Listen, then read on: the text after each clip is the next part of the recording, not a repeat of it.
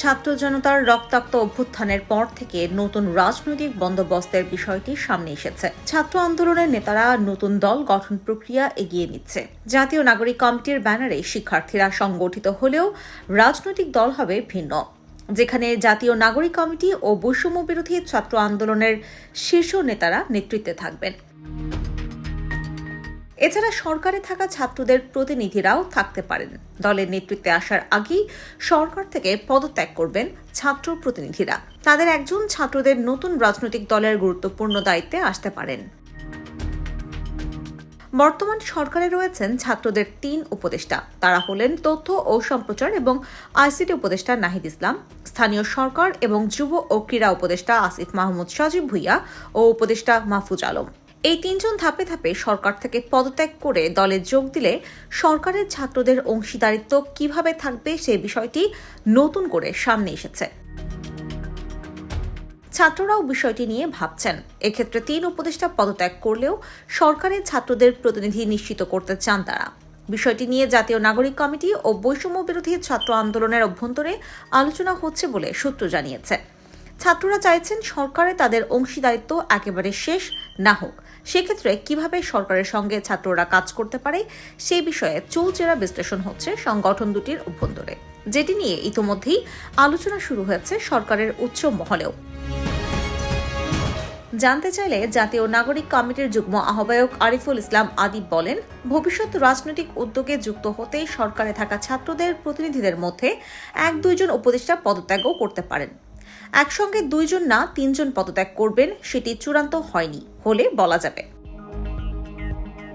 চূড়ান্ত সিদ্ধান্তের জন্য অপেক্ষা করতে হবে। একজন নতুন করে উপদেষ্টা পরিষদে যাওয়ার বিষয়ে তিনি বলেন, আশা করি একজন উপদেষ্টা পরিষদে আসবেন, তবে এখনো পর্যন্ত সরকারে থাকা বর্তমান 3 উপদেষ্টা চূড়ান্ত সিদ্ধান্ত জানাননি, জানালে বলা যাবে। সূত্রমতে ডক্টর মোহাম্মদ ইউনূসের নেতৃত্বাধীন উপদেষ্টা পরিষদের রদবদল আসছে।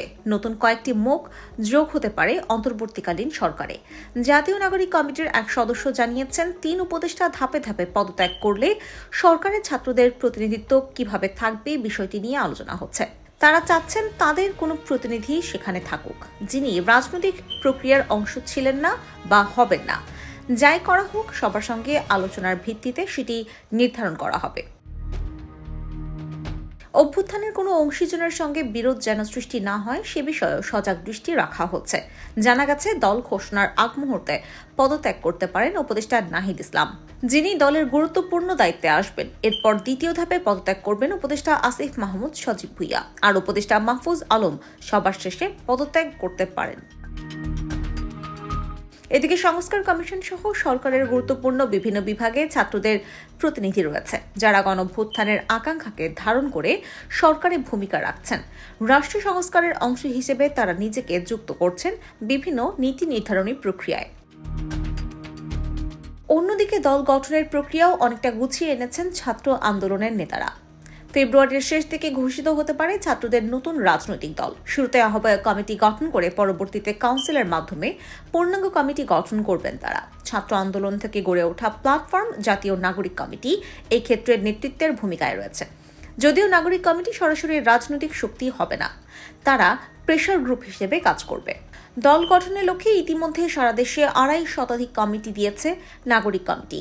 দল ঘোষণা আসার আগে সেটিকে 4 শতাধিকে উন্নীত করতে চায় সংগঠনটি। বৈষম্য বিরোধী ছাত্র আন্দোলনও জেলায় জেলায় কমিটি দিচ্ছে। এছাড়া নতুন দলের নাম ও দলীয় প্রতীক নিয়েও আলোচনা হচ্ছে। সেক্ষেত্রে সাধারণ মানুষেরও মতামত নেবে নাগরিক কমিটি, যে কেউ অনলাইন অফলাইনে তাদের মতামত দিতে পারবেন। এছাড়াও ছাত্ররা দল গঠনের আগে বিভিন্ন দলের রাজনৈতিক নেতা ও সুশীল সমাজের প্রতিনিধিদের সঙ্গেও যোগাযোগ করছেন। উদ্দেশ্য তাদের নতুন দলে ফেরানো।